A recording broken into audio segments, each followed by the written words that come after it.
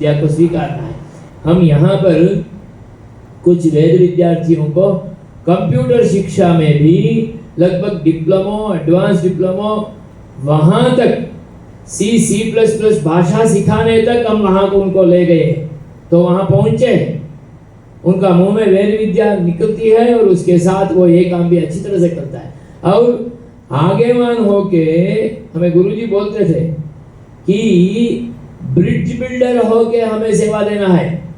एक तरफ में हम वेदाधिकारियों, शास्त्राधिकारियों हैं, एक तरफ में आधुनिक विज्ञानियों हैं, उनका अध्ययन भी बहुत बड़ा है, हम उसको तो दूर नहीं कर सकते हैं।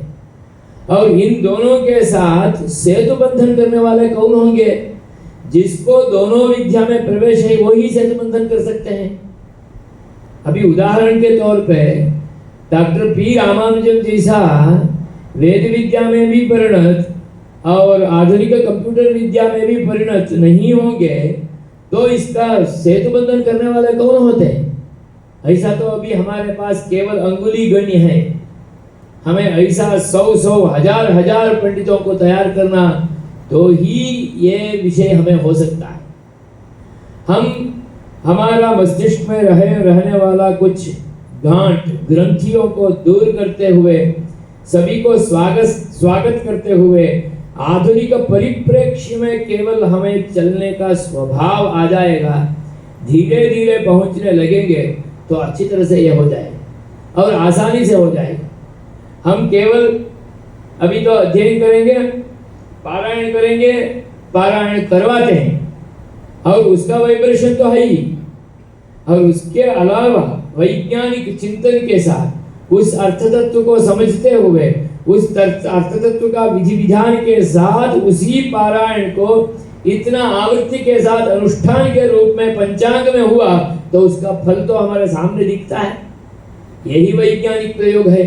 ऐसा वैज्ञानिक प्रयोग हम वेद विद्या के द्वारा हजारों कर सकते हैं, कर रहे भी हैं, परंतु अंगुली गण्य में हो रहा है। इसको हमें विस्तार करना है। इसके लिए ऐसा अधिकारियों को हमें तैयार करना है। हम अधिकारियों को तैयार करने के स्थान में हैं, अध्यापक वृत्ति में हैं। ऐसा अधिकारियों तैयार होने के लिए हमारे पास आते हैं, उनको विकास करके छोड़ना वही हमारा काम है।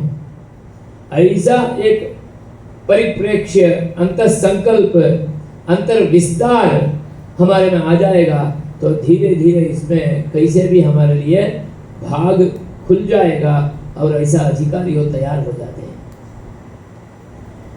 एक हमारा सांप्रदायिक ग्रंथ में एक पंक्ति है, वो तमिल में है, परंतु वो हमें वेद अधिकारियों के लिए थोड़ा कठोर जनक है, परंतु वो वास्तविक है। पंक्ति क्या है?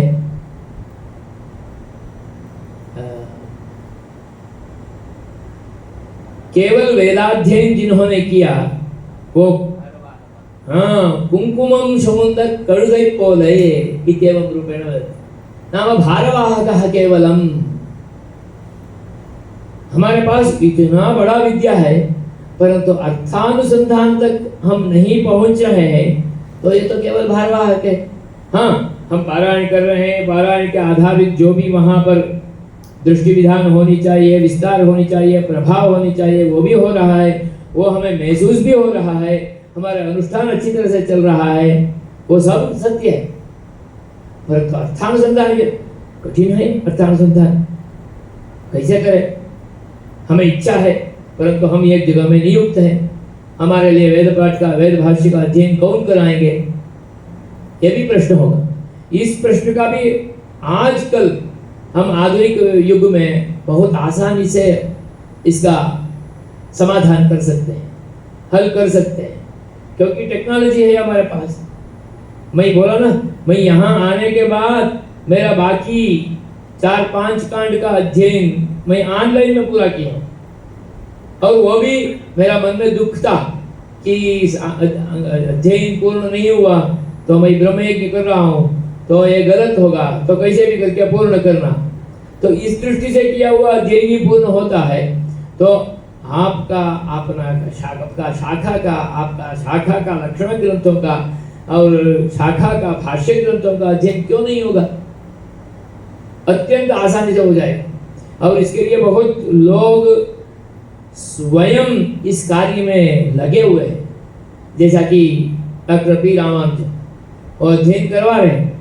यहाँ आने के बाद मैं उनसे संपर्क करते हुए, उनके पास जाते हुए, वो स्वयं इतना आतुर भी थे, स्वामी जी के साथ 2-3 बार संपर्क भी किए।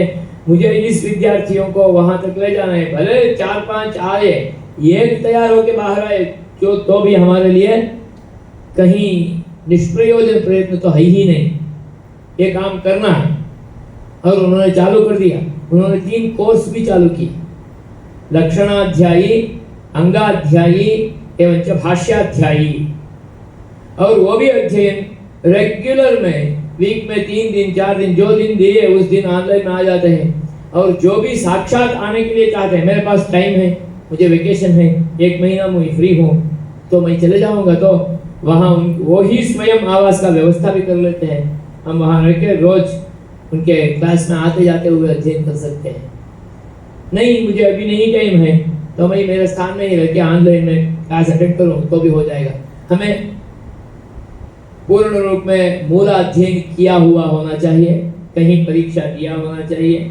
उसमें मैं अधिकारी नहीं हूँ, मैंने भले अध्ययन किया, परंतु मैं मूलाध्यायी नहीं हूँ, क्योंकि मैंने कहीं परीक्षा नहीं दिया, मैं पूर्ण रूप में कंठस्थ मुखस्थ अध्ययन नहीं किया।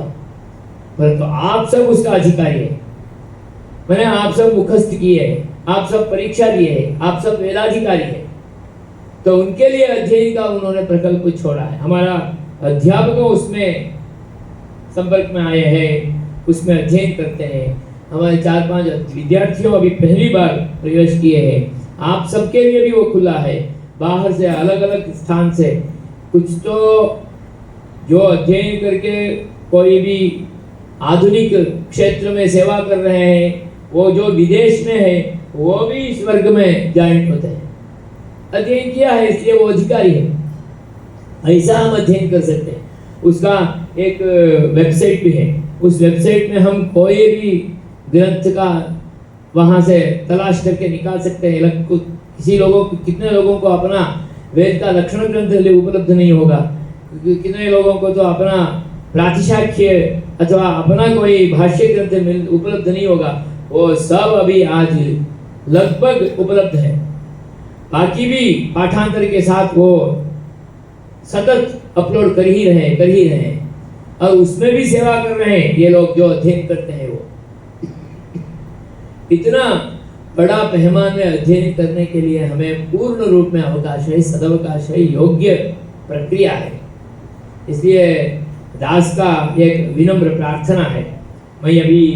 मैं इसलिए इस विद्यार्थी को बुलाया हूँ।